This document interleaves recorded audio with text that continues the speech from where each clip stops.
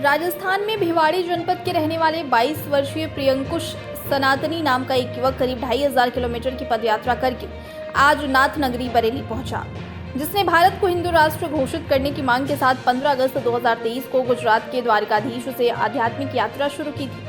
आपको बता दें कि प्रियंकुश सनातनी 6000 किलोमीटर लंबी पैदल चार धाम यात्रा पर निकले हुए हैं, जिन्होंने गुजरात के द्वारिका में भगवान द्वारिकाधीश यानी भगवान श्री कृष्ण का आशीर्वाद लेते हुए उत्तराखंड में स्थित भगवान बद्रीनाथ धाम की पदयात्रा की, जहां पहुंचकर प्रियंकुश ने भगवान बद्रीनाथ से भारत को हिंदू राष्ट्र घोषित किए जाने के लिए आशीर्वाद मांगा। इसके साथ ही अपनी यात्रा के क्रम में ओडिशा के पुरी में भगवान जगन्नाथपुरी के लिए रवाना हुए। इस क्रम में वह करीब 2500 किलोमीटर लंबी पैदल यात्रा तय करते हुए आज बरेली पहुंचे, जहां अमृत विचार से बातचीत करते हुए बताया कि उन्होंने चारधाम की आध्यात्मिक यात्रा शुरू करने के बाद रास्ते में तमाम चुनौतियों का सामना करते हुए सनातन धर्म के संदेश का प्रचार प्रसार किया है, जिसमें उन्होंने सनातन धर्म के बारे में लोगों को जागरूक करते हुए भारत को हिंदू राष्ट्र घोषित करने की मांग की। प्रियंकुश सनातनी बताते हैं कि इस यात्रा के लिए वह राजस्थान के सीकर में आयोजित कार्यक्रम में बागेश्वर पीठाधीश्वर पंडित धीरेन्द्र शास्त्री से आशीर्वाद प्राप्त कर इस यात्रा पर निकले हैं। इस दौरान पदयात्रा में मिलने वाले लोगों के साथ वह सनातन धर्म की समृद्ध विरासत और मूल्यों के बारे में ज्ञान साझा कर रहे हैं।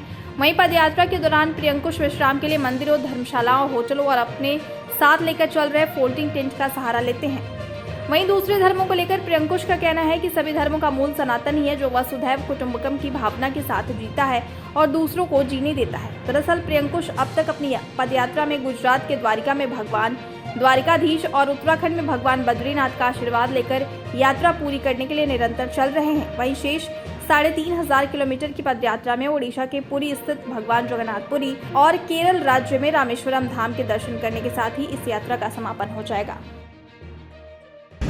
मेरा एक ही संकल्प है जी कि भारत में एकता और अखंडता की मैं बरकरार करूं और जो सनातन धर्म का जो सम्मान है, पुराने जो हमारे पूर्वज जो सम्मान उसका बना के गए हैं, उसी सम्मान को हम बरकरार रखें।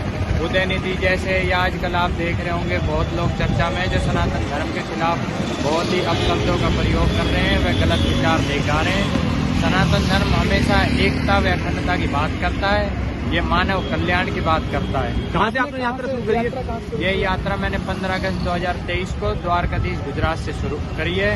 उसके बाद मैं बद्रीनाथ उत्तराखंड में गया हूँ और अब मैं जगन्नाथपुरी उड़ीसा जा रहा हूँ।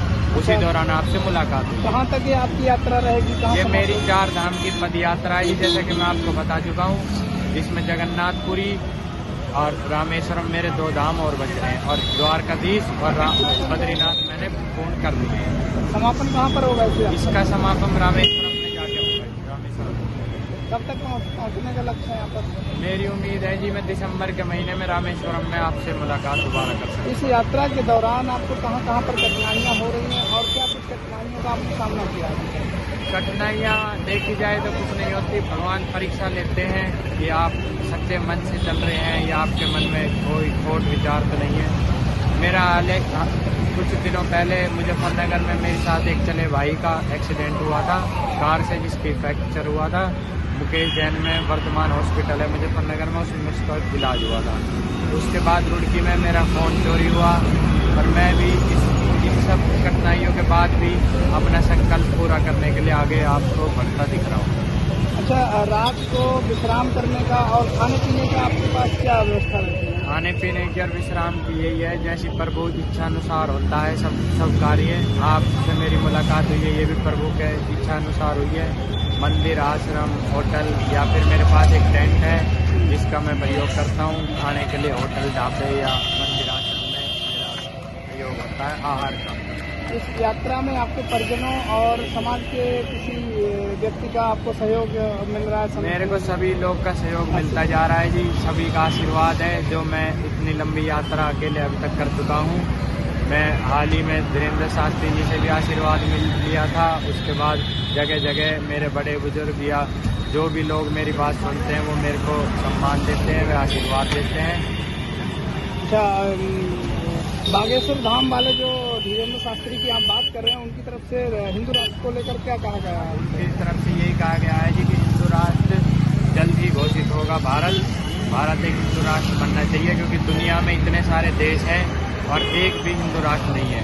कोई इतने ईसाई देश हैं, इतने इस्लामिक देश हैं, तरह तरह के देश हैं, पर हिंदू राष्ट्र एक भी नहीं है। अगर भारत को हिंदू राष्ट्र घोषित नहीं किया गया तो आपका क्या कदम ये होगा? यात्रा के बाद जो प्रभु मेरे से आगे करवाना चाहेंगे, मेरे धर्म के प्रति ये मेरी संपूर्ण भावना है, जिसको लेके मैं ये यात्रा कर रहा हूँ और मेरा संकल्प मेरे को उम्मीद है कि जल्दी पूरा होगा। सनातन धर्म के अलावा अन्य धर्मों में आपकी क्या आस्था है और क्या संदेश देना चाहेंगे? धर्म तो केवल, जैसे हमारे योगी जी ने हाल ही में कहा था कि धर्म तो केवल एक ही है, सनातन धर्म। बाकी सारे मत हैं, पंथ हैं और उपासना की विधि है। धर्म सबसे पुराना व इतिहास में इसके आपको सबूत भी, प्रमाण भी मिल जाएंगे।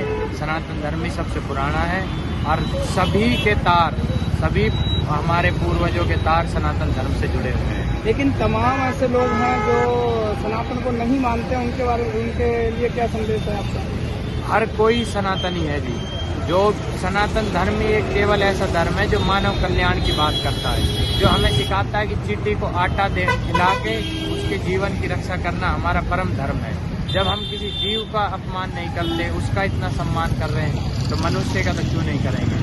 हमारा पूरा विश्व एक परिवार की तरह है और उसी को हम मानते हैं। जैसा आपने अभी G20 में सुना होगा, वसुदेव कुटुंबकम, one nation, one earth, one family. जो लोग जैसे सनातन का विरोध करते हैं, इसके बारे में कुछ गलत कहते हैं, उनके लिए क्या कहेंगे? उनके लिए मेरा यही संदेश है जी कि न जाने कितने लोग आए सनातन को मिटाने के लिए, पर ना ये आज तक मिटा है और ना कभी मिटेगा।